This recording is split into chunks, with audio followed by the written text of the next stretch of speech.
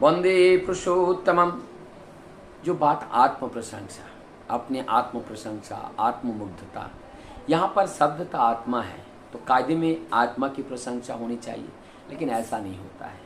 यहाँ पे एक तरह का इल्यूजन है और यहाँ पर एक तरह का ढाल है, जो उस ढाल को दिखा करके हम वाहवाही पाना चाहते हैं, वाहवाही लूटना चाहते हैं।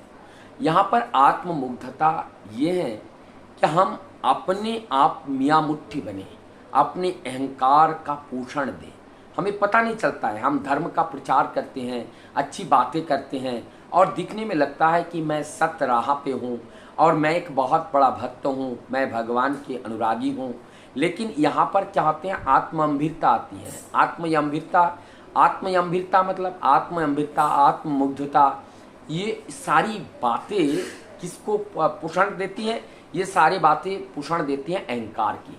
हम अपने आप को बड़ा दिखाना चाहते हैं, हम अपने आप को श्रेष्ठ दिखाना चाहते हैं, हम अपने आप को अग्रणी दिखाना चाहते हैं। क्या हमारे पास इतना ज्ञान है, हमारे पास इतनी बुद्धि है, हमारे पास इतनी लोकबल है, जनबल है, हमारी पास इतनी गाड़ी है, इतनी बाड़ी है। ये सारी चीज़ को दिखा करके मैं इतना अच्छा बोल सकता हूँ।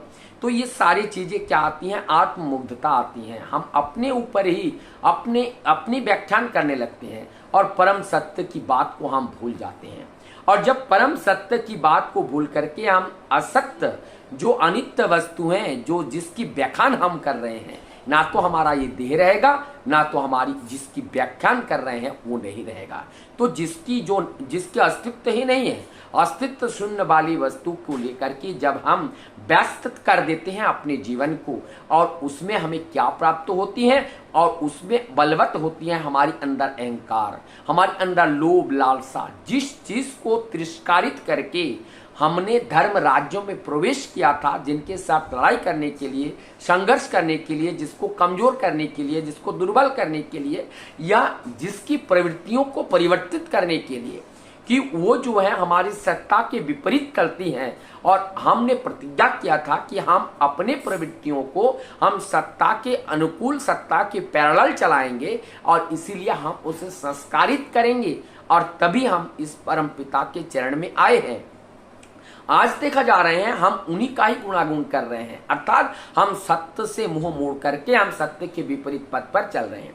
जब हम सत्य के विपरीत पथ पर चलेंगे तो हमारे अंदर जो सत्य का गुण है, सत्य का गुण क्या है? हमारा सत्य का गुण है जश, श्री, ज्ञान, वैराग्य, ये सारी चीजें हैं। उसके अंदर दया, माया, करुणा, ममता, प्रेम, ये सारी जगत को बांधने का जो गुण है, ये गुणावली क्या हो जाते हैं? यहाँ से निकाल जाते हैं, और निकाल करके जब सत्ता के विमुख होकर के हम चलने लगते हैं, हमारे अंदर क्या आ जाते हैं? अहंकार आ जाते हैं, निर्दयता आ जाते हैं, क्रूरता आ जाती है, और विषमता आ जाती हैं, और हमारी आंखों के सामने एक पर्दा आ जाते हैं, और उस पर्दे को भेद करके जो चीज हम देखते हैं वो उल्टा देखना शुरू हो जाते हैं। जगत के अच्छी सत्य को हमें दिखाई नहीं देते हैं। तो हम जब आत्ममुग्ध हो जाते हैं, आत्ममुग्ध एक तरह का पागलपन है, तो हमें आत्ममुग्ध नहीं होना है, हमें उस आत्म को जानना है, उस आत्म चिंतन करना है, आत्म साक्षात्कार करना है।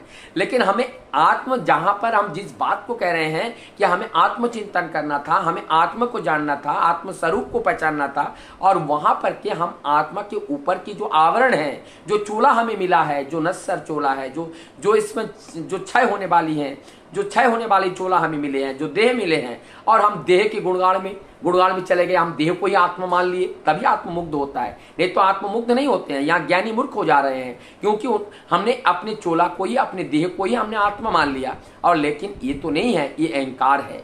ये जो अहंकार का जो चोला है, इस अहंकार का चोला को, ये आत्मा का स्वरूप नहीं है। आत्मा का स्वरूप तो इनके अंदर है, जो निराकार सत्ता है, जो दिखता नहीं है।